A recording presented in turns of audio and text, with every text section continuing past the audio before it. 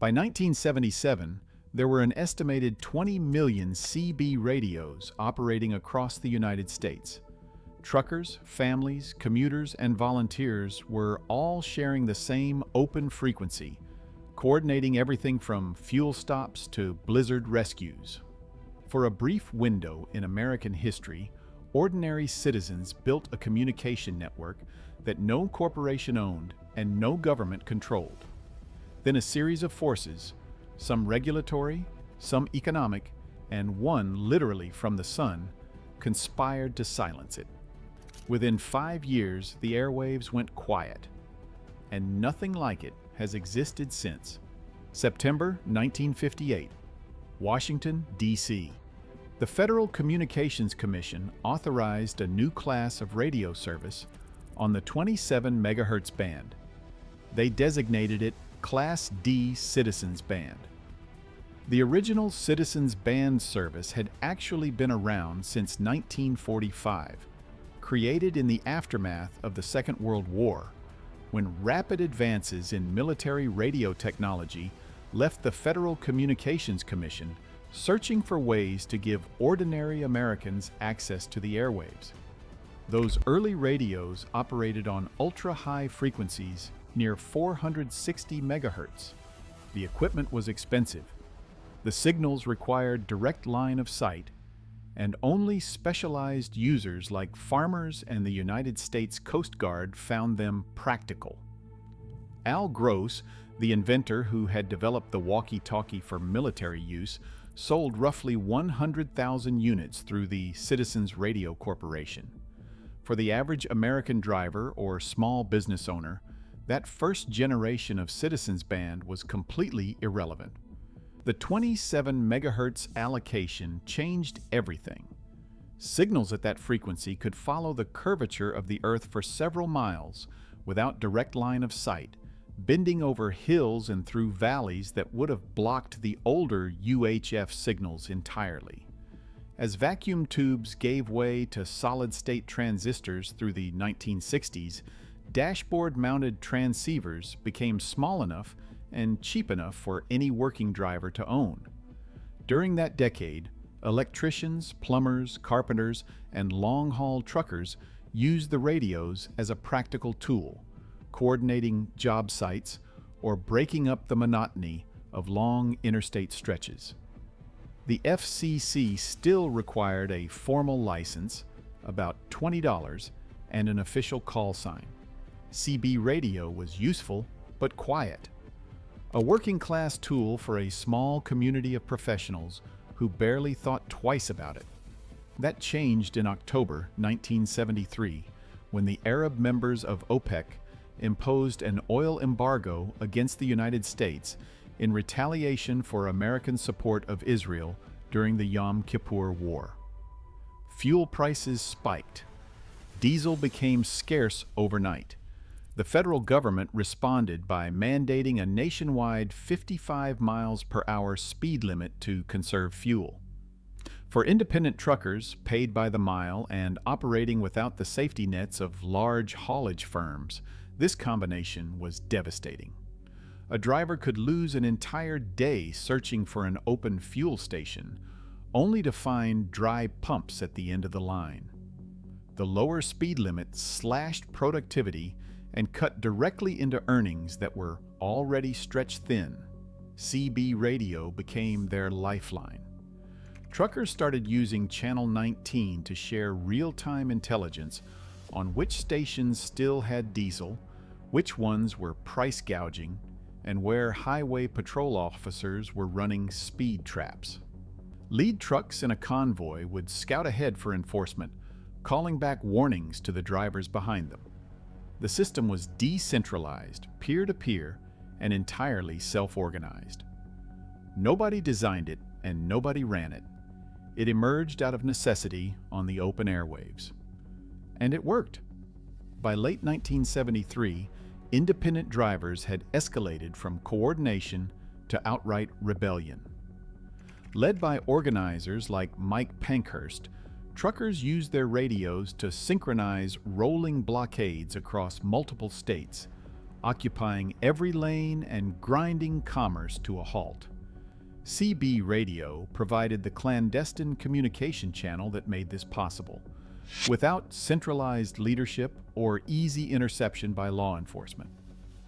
Drivers adopted pseudonyms called handles to mask their identities from authorities. The strikes paralyzed freight networks and disrupted supply chains from coast to coast. The violence escalated too. Striking drivers used the radio to threaten truckers who were not participating, who they labeled scabs, and confrontations on the interstates involved rock throwing and gunfire. The strikes did not repeal the speed limit. They permanently transformed the cultural image of the American trucker from an invisible blue-collar laborer into a folk hero, an outlaw subverting authority with nothing but a rig and a radio. The culture around CB radio exploded through the mid-1970s. Technology had lowered the cost of transceivers enough that Sears and Radio Shack were selling units to suburban families who had never driven a truck in their lives. In March 1975, the FCC dropped the license fee from $20 to $4, though millions of new users skipped the license entirely. C.W. McCall's song Convoy hit #1 that year, depicting a rebellious cross-country journey coordinated entirely over Citizens Band. Smokey and the Bandit followed in 1977, turning CB into a cinematic symbol of anti-authoritarian fun. Television shows like The Dukes of Hazzard and BJ and the Bear brought trucker culture into living rooms nationwide. Radio Shack's profits doubled between 1973 and 1976. Phrases like 10-4, breaker breaker, and what's your 20 entered the national vocabulary almost overnight. The handle system allowed anonymous social interaction that would not become mainstream again until internet chat rooms emerged 2 decades later. And all of this unfolded against the backdrop of Watergate and the fall of Saigon, when trust in American institutions had cratered to historic lows. CB radio offered something no official channel could: an open, unfiltered, decentralized conversation among ordinary Americans who did not need anyone's permission to speak. The technology proved its deepest value during the blizzard of 1978, one of the most destructive winter storms in American history. Hurricane-force winds and record snowfall shut down highways across the Midwest and New England, stranding thousands of motorists in their vehicles. Telephone lines went down. Power grids failed. CB radio did not. Governor Michael Dukakis of Massachusetts used the airwaves to broadcast survival instructions, telling stranded drivers to group 4 people into a car for warmth and to run their engines no more than 10 minutes per hour to avoid carbon monoxide poisoning from snow-blocked exhaust pipes. Volunteers from REACT, Radio Emergency Associated Communication Teams, monitored Channel 9 around the clock, relaying information between citizens and state police. In rural Indiana and Ohio, residents with handheld CB radios and snowmobiles delivered milk, eggs, and medicine to families trapped behind 7-foot drifts. 14 people died from exhaust fumes because they never received the warnings. Thousands of others survived because they did. That was 1978, the high-water mark, and within 3 years, everything collapsed. The first blow came from the FCC itself. By 1976, the original 23 CB channels had become hopelessly congested in every major city. The Commission announced an expansion to 40 channels, effective January 1977. That announcement made every 23-channel radio in America feel instantly obsolete. Manufacturers in Japan, Taiwan, and Hong Kong had already ramped production to meet booming demand. When 40-channel units hit shelves, a wave of unsold inventory crashed prices.